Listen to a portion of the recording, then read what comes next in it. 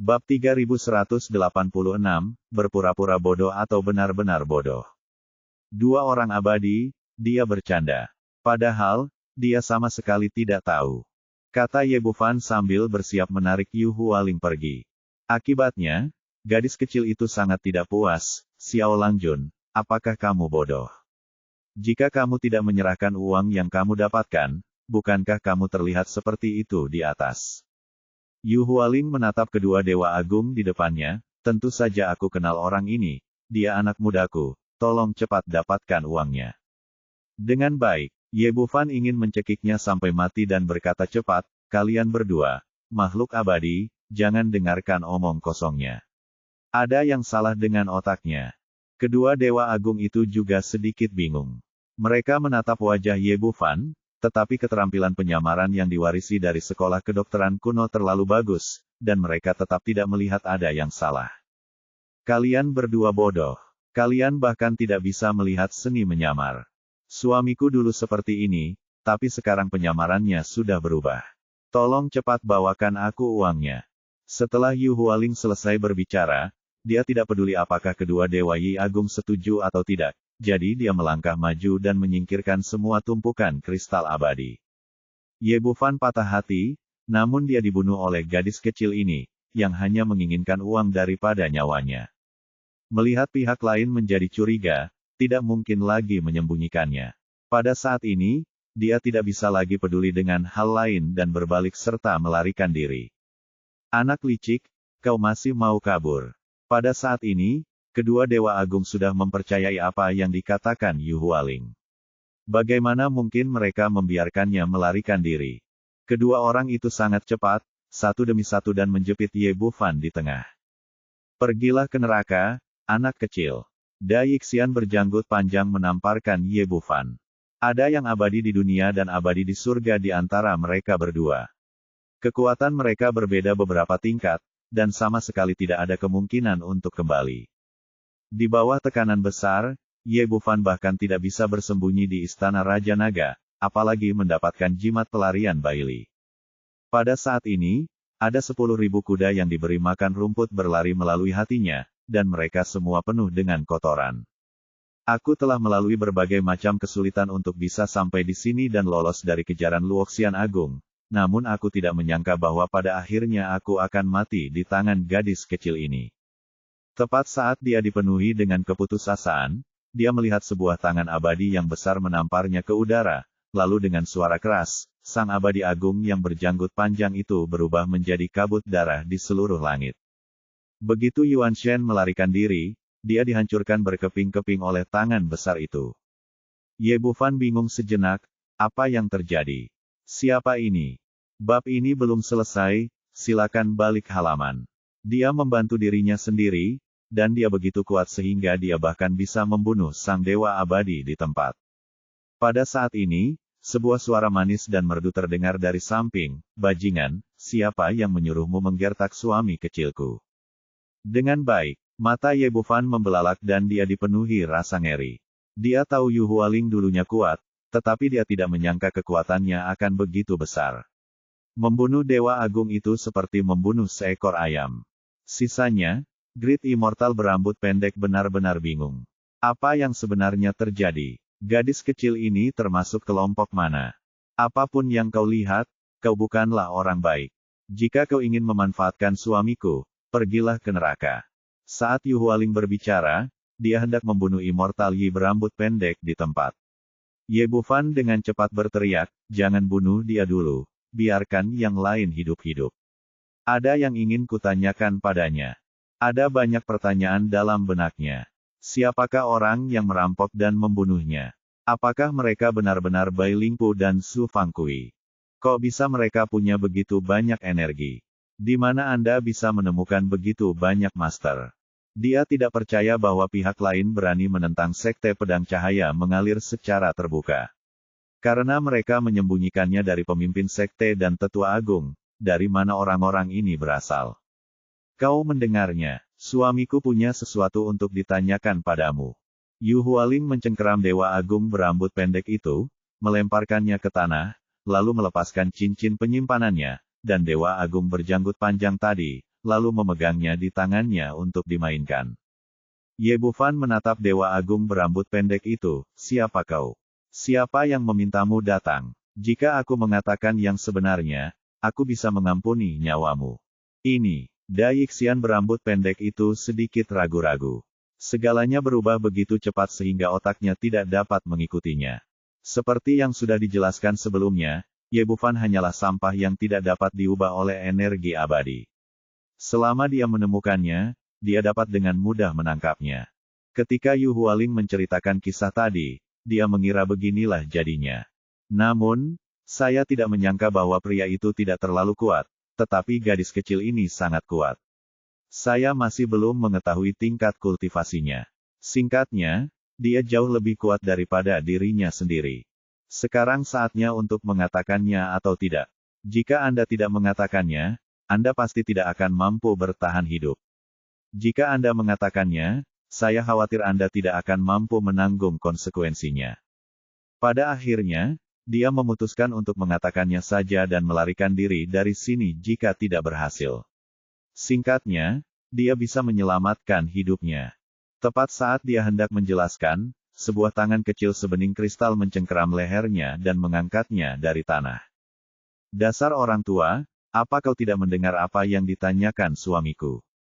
Kenapa kau tidak cepat-cepat mengatakannya? Bab ini belum selesai, silakan balik halaman. Yu Hualing mengangkat Dai Xian yang berambut pendek dengan satu tangan dan menekan tangannya dengan keras sambil bertanya. Ho, ho, Dai Xian berambut pendek itu benar-benar pingsan. Kau mencengkeram leherku. Apa yang kau ingin aku katakan? Saya ingin mengatakannya sekarang, tetapi saya tidak dapat berbicara.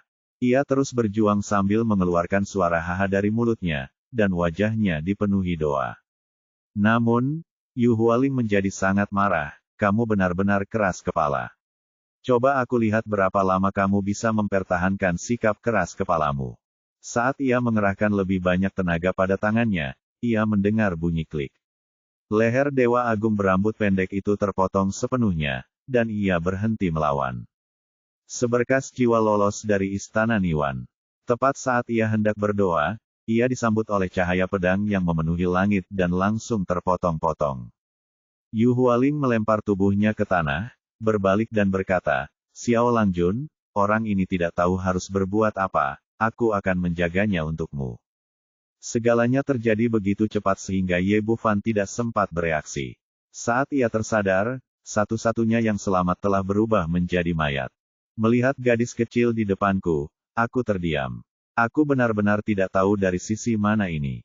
Dia bilang dia membantu dirinya sendiri, tetapi sekarang identitasnya terungkap, dan sekarang dia dicubit sampai mati. Dia bilang dia menyakiti dirinya sendiri, tapi dia baru saja membunuh dua orang abadi yang sangat membantunya memecahkan masalah besar. Melihat ekspresi Ye Bufan, gadis kecil itu merasa sedikit sedih. Xiao Langjun, apakah kamu menyalahkanku? Itu karena dia tidak mengatakan apa-apa, orang tua ini sangat keras kepala. Ye Bufan dipenuhi dengan sakit hati, kamu memegang leher seseorang, siapa yang bisa mengatakan apapun? Wajah Yu Hualing tampak terkejut, dan mulutnya membentuk huruf O, benarkah? Kalau begitu, aku salah menyalahkannya. Setelah berkata demikian, dia kembali menatap tubuh yang tergeletak di tanah, maaf, aku salah paham. Setelah berkata demikian, dia melemparkan jasad Dai Xian ke dalam lubang di dekatnya, mengangkat tangannya, dan menguburnya dengan bersih. Ye Bufan berdiri di samping dan menonton, tak bisa berkata apa-apa. Gadis kecil ini terlihat konyol, imut, dan benar-benar konyol, tetapi dia tidak menunjukkan belas kasihan ketika harus membunuh orang. Tampaknya apapun yang dilakukannya tidak masuk akal, tetapi hasilnya tidak bias.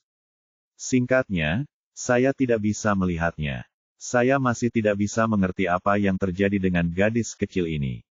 Apakah dia berpura-pura bodoh atau dia benar-benar bodoh?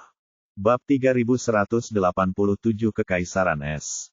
Xiao Langjun, dua ini untukmu. Setelah Yu Hualing berurusan dengan dua Dewa Agung, dia memegang dua cincin penyimpanan di telapak tangannya dan menyerahkannya seolah-olah tidak ada yang salah. Ye Bufan sedikit tercengang. Melihat betapa terobsesinya gadis kecil itu dengan uang, dia tidak menyangka akan memberikan cincin penyimpanan itu kepadanya. Maukah kamu memberikan ini padaku? Wajah Yu Hualing yang nyaris sempurna itu penuh dengan keseriusan. Tentu saja, kamu adalah suami kecilku, aku milikmu seutuhnya, dan semua barangku tentu saja milikmu juga. Baiklah kalau begitu. Meskipun Ye Bufan sedikit ragu, dia akhirnya mengambil cincin itu dan memindainya dengan kesadaran spiritualnya. Ada jutaan kristal peri dan beberapa obat spiritual serta sumber daya kultivasi seperti rumput di dalamnya. Saya sudah mencari kemana-mana, tapi tidak menemukan tanda yang bisa membuktikan identitas pihak lain. Dia menyimpan cincin itu, ragu-ragu sejenak, dan akhirnya kembali ke penampilan sebelumnya. Bagaimanapun juga, dengan Baitian yang konyol di sisinya, dia tidak bisa menyembunyikannya bahkan jika dia ingin. Jadi dia sebaiknya menunjukkan warna aslinya kepada orang lain. Lagi pula, orang yang datang ke Kekaisaran Es kali ini mewakili Sekte Pedang Cahaya Mengalir, jadi lebih baik menggunakan penampilannya sendiri. Dia tidak hanya menghilangkan teknik penyamarannya, tetapi dia juga menyembunyikan kembali tingkat kultivasinya. Xiao Langjun, menurutku kamu lebih tampan seperti ini. Yu Hualing menatapnya sambil tersenyum, ngomong-ngomong, kenapa kamu ingin menyembunyikan kultivasimu? Ye Bufan memperingatkan, ini rahasiaku. Kamu hanya perlu merahasiakannya untukku. Jangan beritahu orang lain. Baiklah, aku tidak akan memberitahu orang lain bahwa tingkat kultivasimu palsu. Yu Hualing mengangguk dengan serius, yang membuat Ye Bufan merasa tidak yakin. Tetapi apapun yang terjadi, sekarang kita telah tiba di Kekaisaran Es, rencana harus tetap dilanjutkan. Dia membawa Yu Hualing dan mereka berdua dan terus bergerak maju. Setelah itu, seluruh perjalanan terasa sangat damai dan tidak ada orang lain yang muncul. Tampaknya tenaga lawan tidak terlalu mencukupi, dan hanya dua dewa abadi yang diatur ke arah ini. Dengan kata lain, pihak lain sangat percaya diri dan berpikir bahwa kekuatan seperti itu cukup untuk membunuh Ye Bufan. Sekitar 2 jam kemudian, mereka melihat kota es besar di kejauhan. Alasan mengapa tempat ini disebut Kekaisaran Es adalah karena letaknya di tanah yang sangat dingin, dan kemanapun Anda memandang, Anda dapat melihat hamparan es putih dan salju yang luas. Meskipun seluruh kota tampak seperti pahatan es, kota ini sangat megah.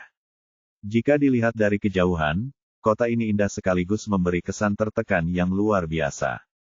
Sebagai perbandingan, kota-kota kerajaan di dunia kultivasi tampak jauh lebih lemah dan tidak dapat dibandingkan sama sekali. Kedua orang itu sampai di gerbang kota dan langsung disambut oleh beberapa orang. Bab ini belum selesai, silakan balik halaman. Penjaga kota yang tinggi menghentikannya. Apa pekerjaanmu? Saya berasal dari Sekte Pedang Cahaya Mengalir. Begitu Ye Bufan mengatakan ini, ekspresi petugas gerbang kota berubah drastis. Penjahat telah melihat utusan suci. Dia jatuh berlutut sambil mengeluarkan bunyi plop, dan beberapa prajurit di sekitarnya juga berlutut. Sekte Pedang Cahaya Mengalir termasuk dalam sekte abadi kelas 1, dan mereka bagaikan orang abadi di hadapan para prajurit di dunia sekuler, memperlihatkan rasa kagum yang tak tertandingi. Mengenai verifikasi identitas, ini bukanlah sesuatu yang dapat mereka lakukan sama sekali. Selain itu, siapa di sini yang berani berpura-pura menjadi dewa tertinggi Sekte Pedang Liu Guang? Bangun! Ye Bufan tertegun sejenak, lalu melambaikan tangannya, bawa aku ke istanamu. Ya, Tuan Utusan Suci. Petugas gerbang kota dengan hormat menyetujui, menyerahkan gerbang kota kepada yang lain, dan kemudian memimpin jalan, menuntun Ye Bufan dan kedua anak buahnya langsung ke kota kerajaan. Di sebuah istana di kota kerajaan, Raja negeri itu, Xiao Hongli, sedang berbaring di dipan naga dengan wajah pucat. Ada hawa dingin di sekujur tubuhnya, matanya terpejam dan napasnya sangat lemah. Pangeran tertua Xiao Yin berdiri di depan tempat tidur dan menatap tajam ke arah puluhan dokter kekaisaran di depannya. Sampah. Kalian semua sampah. Apa yang harus kulakukan untuk memberi makan kalian? Jika ayahku punya kekurangan, tidak seorang pun dari kalian akan selamat, dan kalian semua akan dikubur bersamaku. Tidak heran dia begitu marah. Sampai saat ini, dia hanyalah pangeran tertua dan belum dinobatkan menjadi pangeran. Terlepas dari senioritas atau kedudukan, dialah yang harus mewarisi tahta. Namun, Xiao Hongli tiba-tiba pingsan, dan tidak ada waktu untuk mengkanonisasi dia sebagai pangeran atau meninggalkan dekret kekaisaran. Dalam kasus ini, adik-adiknya semua memperhatikannya, dan sulit mengatakan apakah dia dapat duduk di atas tahta. Jika para tabib istana ini dapat memulihkan kewarasan Xiao Hongli, selama dia meninggalkan dekret kekaisaran, dia akan dapat mewarisi tahta secara terbuka dan terang-terangan, dan tidak akan ada seorang pun yang berani berdiri dan mempertanyakannya, tetapi sekarang mereka tidak dapat melakukan ini. Kalau saja Xiao Hongli benar-benar mati seperti ini, maka seluruh kekaisaran Kuba Es akan langsung dilanda pertikaian sipil, bahkan bisa jadi hancur berantakan. Sekalipun ia dapat naik tahta saat itu, tahta itu akan tetap menjadi kekaisaran yang hancur, jauh lebih lemah daripada sekarang. Menghadapi kemarahan pangeran tertua, para tabib istana berlutut di tanah, semuanya gemetar, dan tidak ada seorang pun yang berani berbicara. Dua dokter tua berambut putih yang memimpin adalah Li Hongru dan Wang Weiwei. Mereka berdua adalah dokter terbaik dan biasanya memiliki keterampilan medis yang sangat baik, tetapi sekarang mereka tidak berdaya menghadapi kondisi Xiao Baili. Xiao Yin awalnya adalah seorang Xuanxian, dan pada saat ini, momentumnya meledak, membuat semua orang yang hadir kewalahan dan terengah-engah. Bab ini belum selesai, silakan balik halaman. Pada saat ini, seorang Kasim muda bergegas masuk dari luar. Yang mulia, utusan suci Sekte Pedang Liu Guang telah tiba di luar gerbang istana. Benar-benar, wajah Xiao Yin yang muram tiba-tiba menunjukkan kegembiraan. Sebelumnya, dia telah mengirim seseorang untuk meminta bantuan dari Sekte Pedang Liu Guang, tetapi dia tidak menyangka mereka akan datang secepat itu. Berbarislah untuk menyambut kami segera, ucapnya sambil tergesa-gesa keluar pintu. Sesampainya di pintu, ia tiba-tiba menoleh ke belakang dan melihat banyak tabib istana di belakangnya. Berdoa saja agar utusan suci Sekte Pedang dapat menyembuhkan ayahku, kalau tidak, kalian semua akan mati. Setelah berkata demikian, ia segera memanggil banyak pengawal agar berbaris menyambutnya, dan tiba di luar gerbang istana dengan penuh kesopanan. Ye Bufan dan Yu Hualing sudah menunggu di pintu. Tak lama kemudian, mereka melihat pintu istana terbuka. Tak lama kemudian, Pangeran Xiao Yin memimpin orang-orangnya untuk menyambut mereka keluar. Matanya melirik ke arah Ye Bufan dan keduanya, lalu segera menjauh, melihat sekeliling. Di manakah Rasulullah? Itulah mereka berdua. Kasim kecil yang berdiri di dekatnya dengan cepat menunjuk ke arah Ye Bufan dan keduanya. Ini, tatapan mata Xiao Yin kembali tertuju pada Ye Bufan, penuh dengan keterkejutan dan kebingungan. Biasanya, sulit untuk mengetahui usia makhluk abadi. Beberapa monster tua telah berlatih selama puluhan ribu tahun, tetapi mereka masih terlihat seperti berusia 20-an atau 30-an. Namun pemuda di hadapannya jelas bukan termasuk golongan tersebut, sebab tenaga dalam dirinya yang masih berupa abu belum sempat ditransformasikan, dan sudah jelas bahwa dia adalah seorang pendeta yang turun dari alam baka. Bagaimana orang seperti itu bisa menjadi utusan suci dari Sekte Pedang Cahaya Mengalir? Kemudian tatapannya kembali tertuju pada Yu Hualing. Meskipun dia mengenakan cadar di wajahnya, dia tetap tidak bisa menyembunyikan senyum manisnya.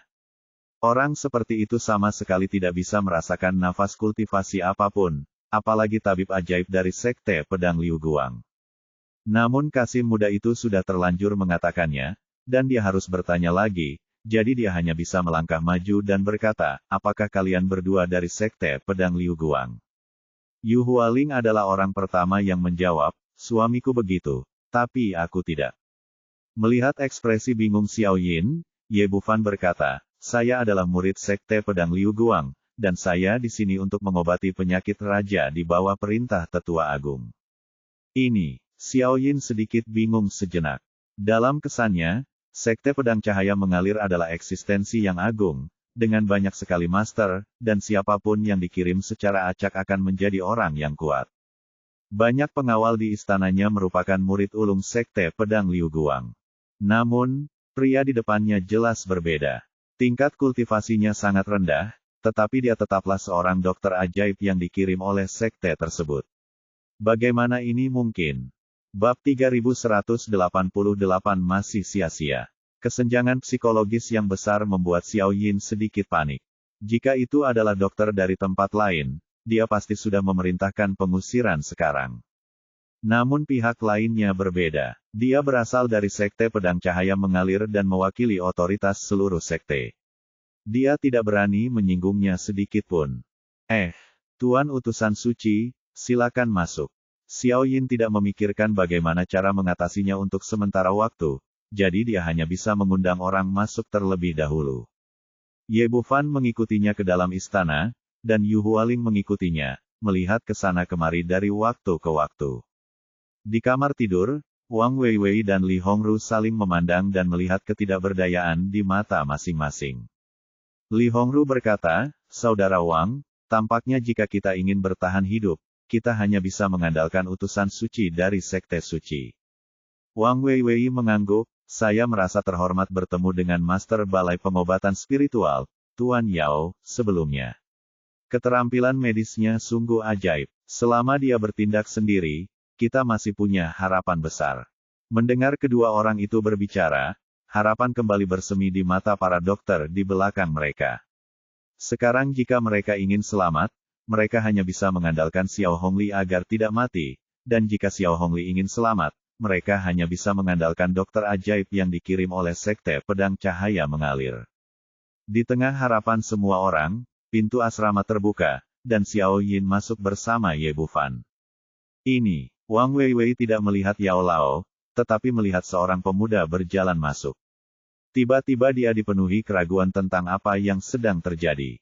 Hal yang sama berlaku untuk orang lain. Bukankah mereka mengatakan bahwa utusan suci dari Sekte Suci telah datang? Di mana mereka?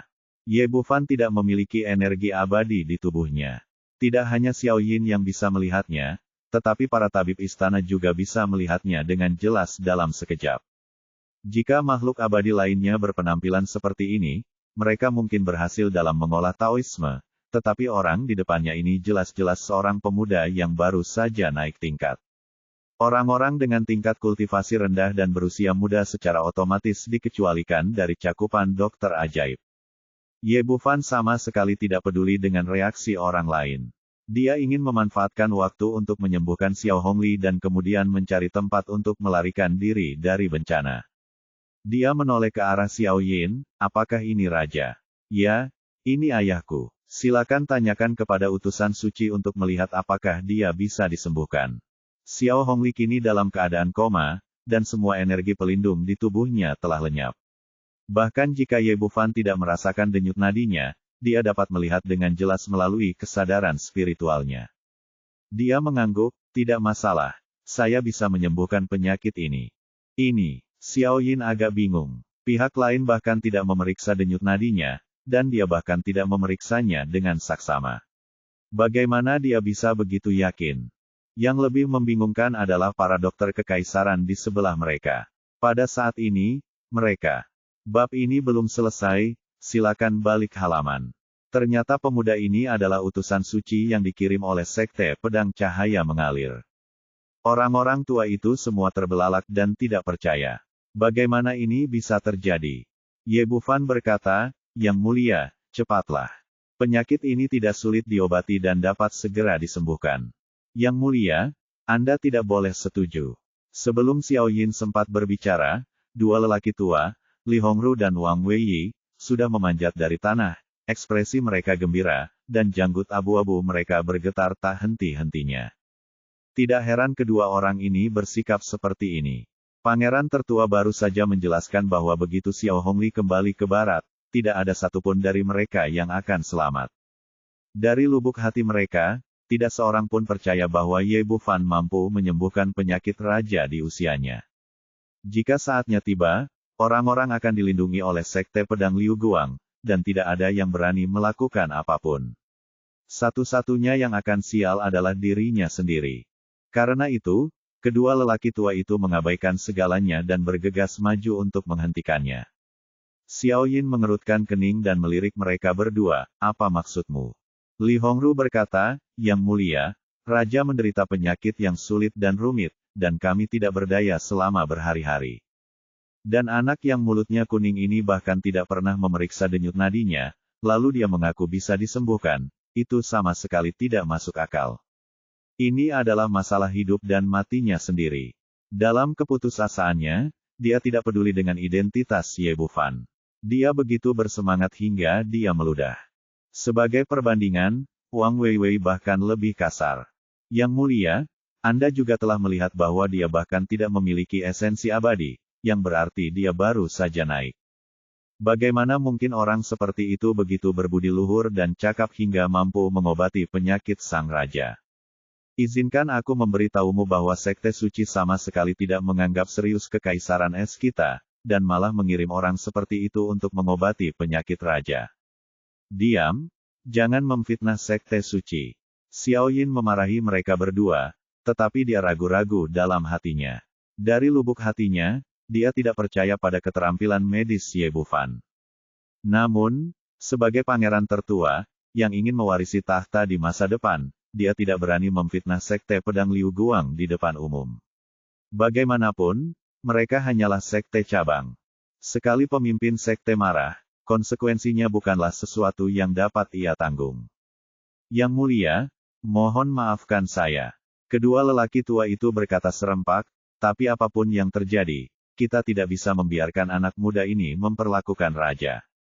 Ye Bufan mengerutkan kening. Sebagai pewaris pengobatan kuno, dia tidak berani mengatakan apapun lagi. Dia memiliki keyakinan penuh pada keterampilan medisnya. Baik di dunia sekuler maupun di negeri ajaib Kunlun, termasuk dunia peri, kemahiran medisnya sungguh unik, tak tertandingi oleh siapapun, apalagi difitnah oleh kedua lelaki tua ini. Bab ini belum selesai, silakan balik halaman. Dia mengerutkan kening dan menatap kedua orang itu, kalian berdua dokter dukun, kualifikasi apa yang kalian miliki untuk mempertanyakan keterampilan medisku? Dasar bocah kuning, beraninya kau memanggilku dukun. Sekarang setelah dia benar-benar putus satu sama lain, Li Hongru tidak lagi memiliki keraguan, apakah kamu tahu siapa aku?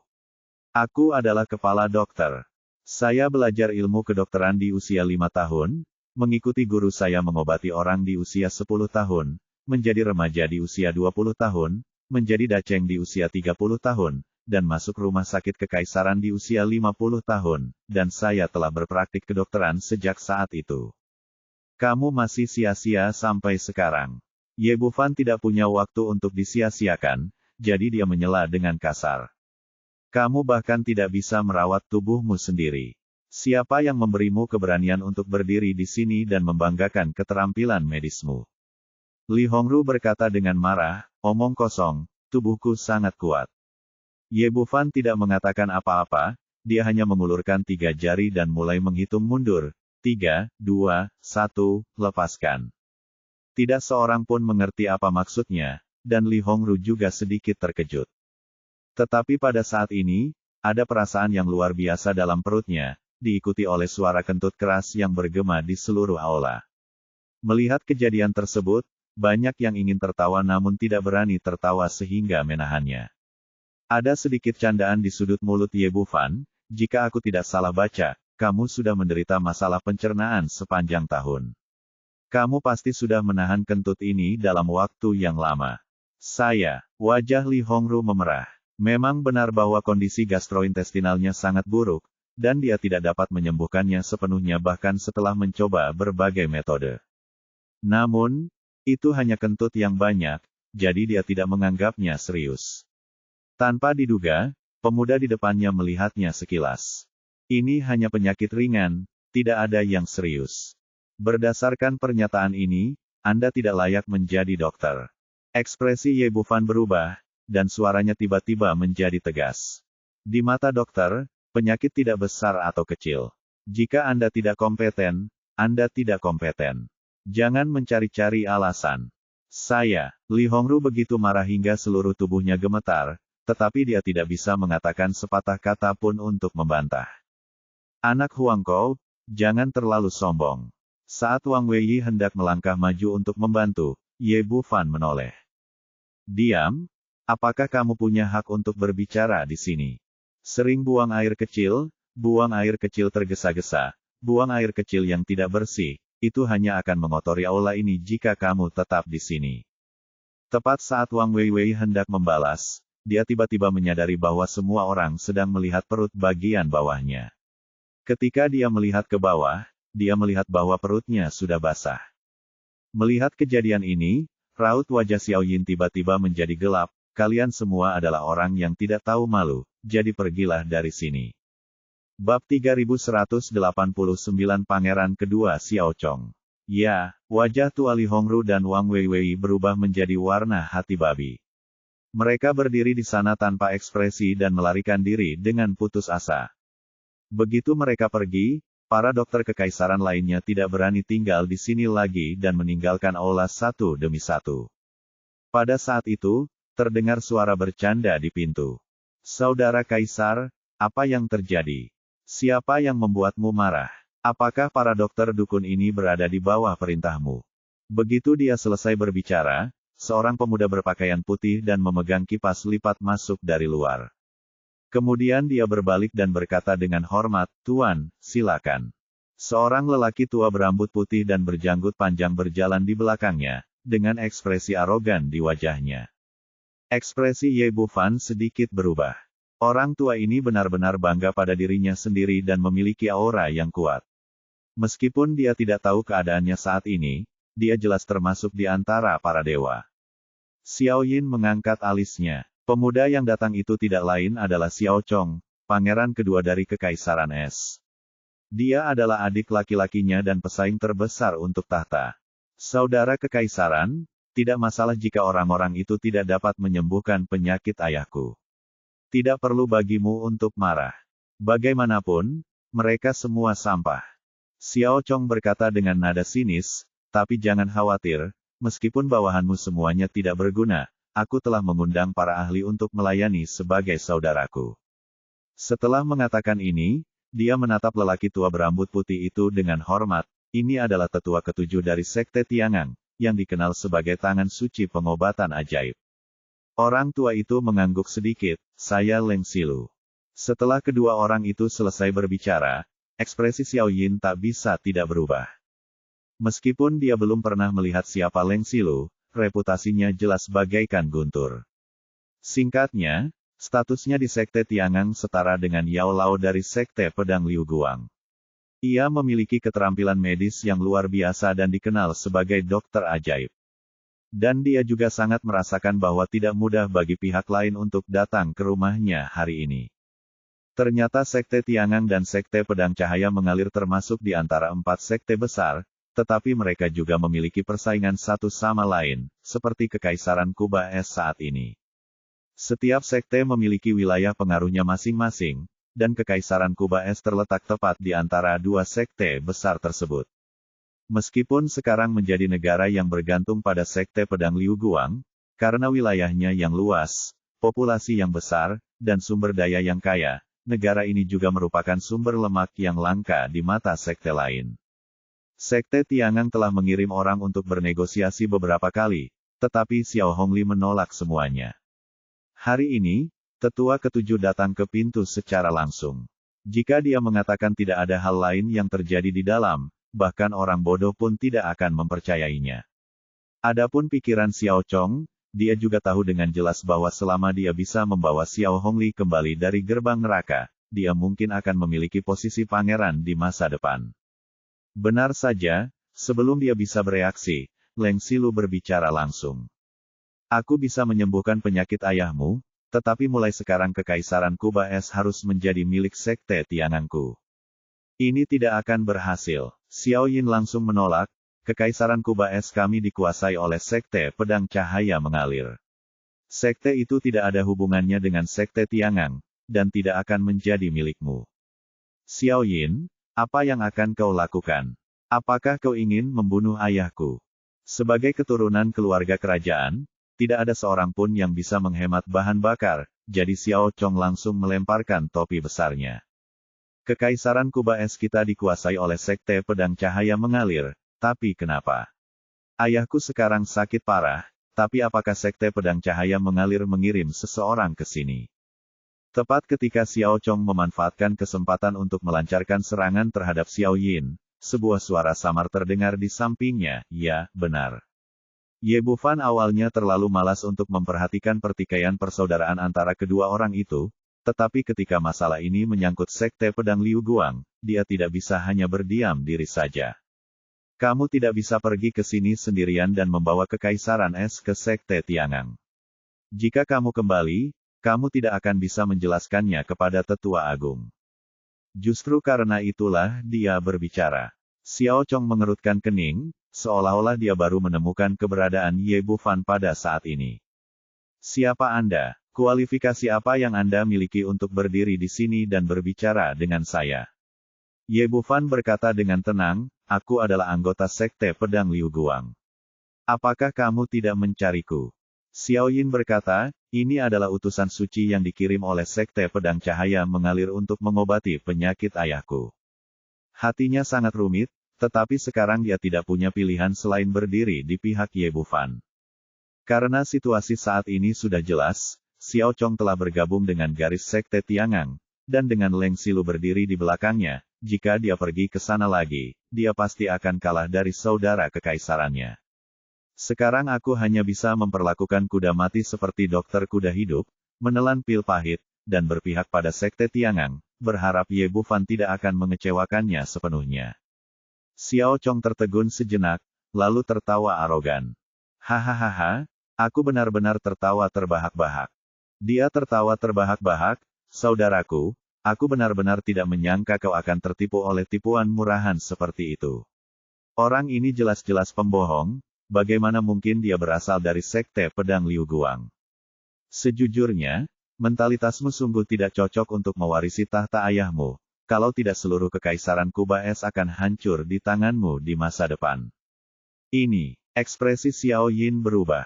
Sejujurnya, dia memang sedikit tidak stabil akhir-akhir ini.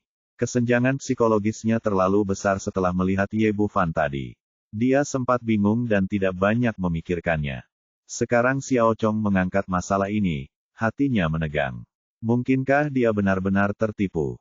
Meskipun seharusnya tidak ada seorang pun di Kekaisaran Es yang berani berpura-pura menjadi utusan suci Sekte Pedang Cahaya mengalir, tetapi ini hanya spekulasi.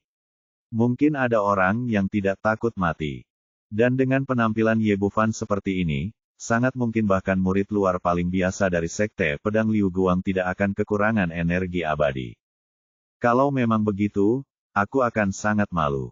Memikirkan hal ini, ekspresinya tiba-tiba menjadi gelap. Tuan Utusan Suci, bisakah Anda membawakan voucher itu? Tentu saja, Ye Bufan berpikir dalam hati, tunggu sampai aku mengeluarkan token wakil kepala istana untuk menakut-nakuti kamu.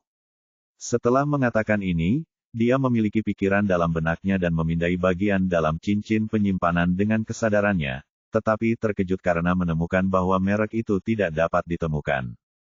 Di mana tokenku? Pada saat ini, dia sangat terkejut.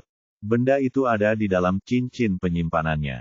Secara logika, seharusnya tidak mungkin benda itu hilang. Jika seseorang dapat menggunakan pikiran spiritualnya untuk diam-diam memasuki cincin penyimpanannya, seberapa kuatkah itu?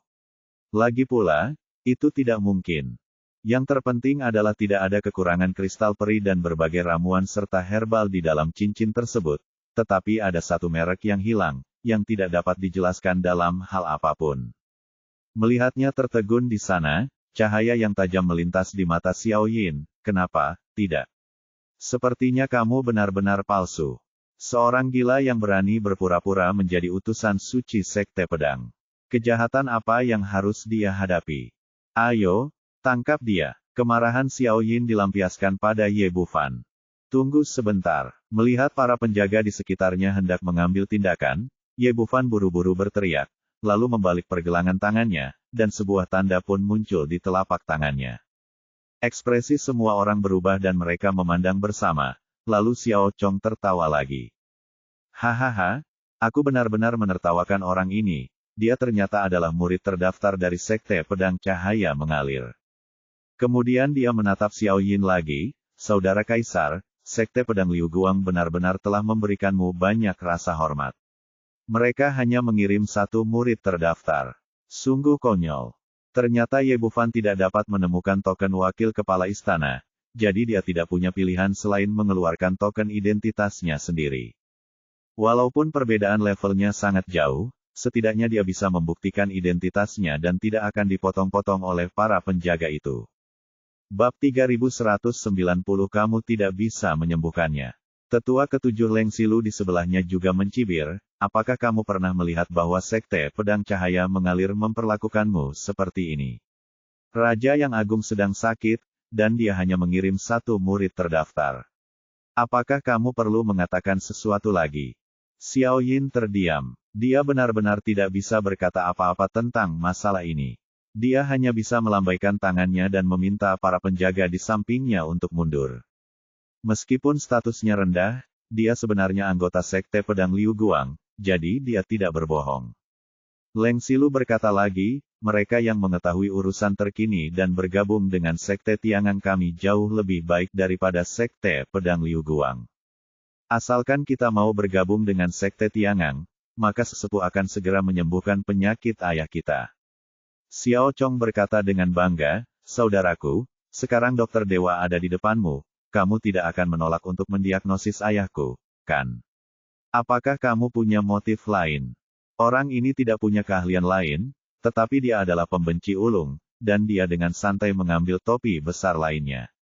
Xiao Yin menggelengkan kepalanya tak berdaya, tentu saja dalam hatinya dia tidak mau setuju, tapi dia tidak dapat menemukan alasan untuk membantah. Saya tidak bisa mengambil keputusan untuk masalah sebesar ini. Itu harus diputuskan oleh ayah saya.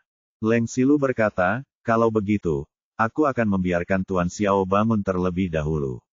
Jika dia setuju, aku akan menyembuhkannya sepenuhnya. Jika dia tidak setuju, aku akan pergi. Pada saat itu, Anda hanya dapat bertanya kepada Sekte Pedang Cahaya mengalir untuk melihat apakah mereka akan mengirimi Anda murid luar lainnya. Xiao Yin berkata, baiklah. Dia sama sekali tidak punya pilihan sekarang. Jika pihak lain dapat menyembuhkan Xiao Hongli, dia tidak punya pilihan selain menerima nasibnya. Siapa yang membuat Sekte Pedang Liu Guang begitu tidak dapat diandalkan sehingga mereka hanya mengirim satu murid terdaftar? Leng Silu berbalik dan berjalan menuju tempat tidur, ketika suara Ye Bufan terdengar di telinganya, kamu tidak bisa menyembuhkan penyakitnya sendirian. Dia berhenti dan memandang dengan jijik, anak bodoh, apa yang kamu ketahui tentang keterampilan medis? Mungkin kau punya sedikit keterampilan di alam baka, tapi di hadapanku kau tak ada apa-apanya, tak ada apa-apanya. Xiao Chong berteriak, wah, apa yang masih kau lakukan di sini? Kenapa kau tidak keluar saja dari sini? Dia sekarang telah memutuskan untuk bergabung dengan Sekte Tiangang, jadi dia sama sekali tidak peduli dengan identitas Sekte Pedang Liu Guang. Ye Bufan meliriknya, apakah kamu akan membayar harganya nanti? Hahaha. Kamu benar-benar memperlakukan dirimu sendiri seperti sepotong kue. Xiao Chong tertawa dengan arogan, kalau begitu, aku akan membiarkanmu tinggal sebentar, sehingga ayahku dapat melihat bagaimana Sekte Pedang Cahaya mengalir memperlakukan kekaisaran esku. Awalnya dia ingin mengusir Ye Bufan, tetapi dia pikir dia harus membujuk Xiao Hongli nanti bahwa akan lebih bermanfaat baginya untuk tetap tinggal. Leng Silu berhenti memperhatikan dan mendatangi Xiao Hongli, lalu menaruh tangannya di nadinya. Xiao Chong mengikuti dan bertanya dengan gugup, tetua, bagaimana kondisi ayahku? Dengan adanya saya di sini, tidak peduli seberapa serius penyakitnya, semuanya akan baik-baik saja. Setelah memeriksa kondisi pihak lain, Leng Silu menjadi semakin percaya diri. Itu hanya roh jahat yang telah memasuki tubuhnya.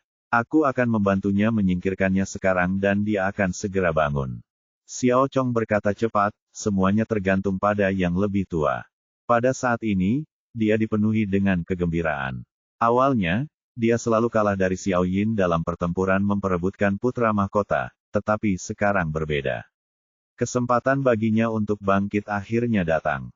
Asal ayahnya bangun dan tahu bahwa ia meminta seseorang untuk menyelamatkannya, ia pasti akan memandangnya dengan kagum, dan mungkin ia akan langsung dinobatkan menjadi pangeran. Wajah Xiao Yin penuh dengan kekecewaan. Sepertinya dia ditakdirkan untuk kehilangan tahta. Ye Bufan berdiri di sana dengan senyum tipis di wajahnya dan ekspresi tenang. Wah, Lihatlah dan saksikan sendiri betapa hebatnya keterampilan medis. Setelah Leng Xilu selesai berbicara, dia mengulurkan tangannya dan menekannya pada dantian Xiao Hongli, mengalirkan energi abadi yang kuat melaluinya.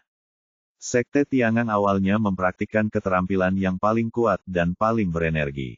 Sebagai sesepuh sekte, Daluosian, esensi abadinya sangat murni dan murni. Hampir dalam sekejap mata, Xiao Hongli dapat melihat perubahannya. Aura menyeramkan di tubuhnya dengan cepat menghilang, rona merah yang telah lama hilang muncul di wajahnya yang awalnya pucat, dan napasnya menjadi teratur. Dilihat dari penampilan keseluruhan orangnya, kesehatannya sudah pulih, dan tampaknya tidak ada penyakit sama sekali. Melihat pemandangan ini, hati Xiao Yin hancur berkeping-keping. Sepertinya dia benar-benar telah kehilangan tahta. Sebaliknya, Xiao Chong tersenyum lebar. Hahaha, tetua itu memang pandai sekali menyembuhkan orang, memang pantas disebut tabib ajaib. Kemudian dia menatap Ye Bufan dengan bangga, wah, apakah kamu sudah melihatnya? Inilah dokter ajaib yang sebenarnya, inilah keterampilan medis yang sebenarnya, kamu masih jauh dari itu. Ye Bufan tersenyum dan menggelengkan kepalanya, terlalu terburu-buru. Masih terlalu dini untuk membuat keputusan sekarang. Aku tidak akan meneteskan air mata sampai aku melihat peti mati itu.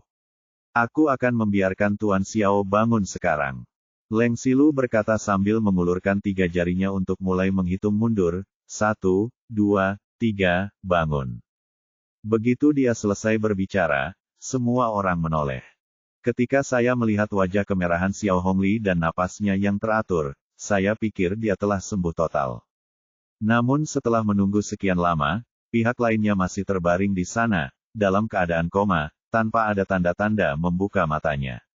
4, 5, 6, 7, 8, 90, hahaha, sangat menyenangkan. Pak Tua, kamu salah hitung. Mereka bahkan tidak mau mengingatnya.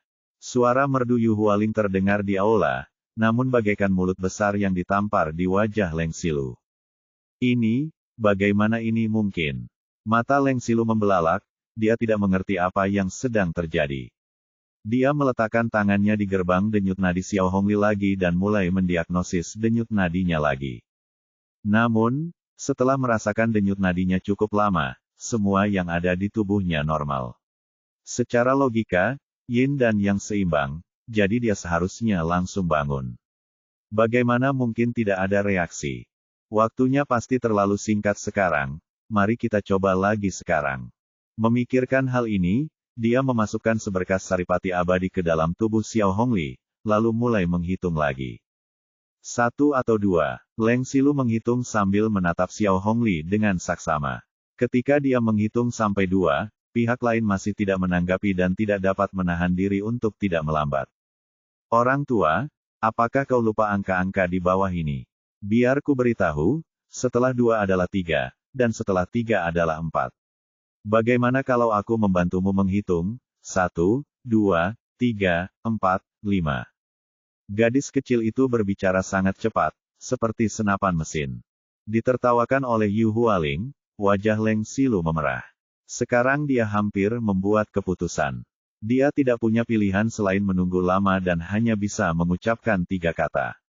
Tetapi setelah berkata demikian, Xiao Hongli tetap terbaring di sana tanpa bereaksi apapun. Pada saat ini, semua orang yang hadir tercengang, dan ruangan dipenuhi rasa malu. Pada saat ini, Leng Xilu tidak lagi memiliki kesombongan dan keangkuhan seperti sebelumnya, dan keringat perlahan mulai terbentuk di dahinya. Dia merasa telah mengetahui kondisi Xiao Hongli, tetapi sejauh ini hal itu benar-benar tidak berpengaruh. Mata Xiao Yin langsung berbinar, seolah dia bisa melihat harapan lagi. Tuan Tetua, apa sebenarnya yang sedang terjadi? Ini, wajah tua Leng Xilu penuh dengan rasa malu. Dia memindai dengan kesadaran spiritualnya dan melangkah maju untuk mendiagnosis denyut nadinya, tetapi setelah mencari untuk waktu yang lama, dia masih tidak dapat menemukan masalahnya. Ye Bufan berkata dengan tenang, baiklah, jangan main-main lagi. Sudah kubilang, penyakit ini tidak bisa disembuhkan sama sekali.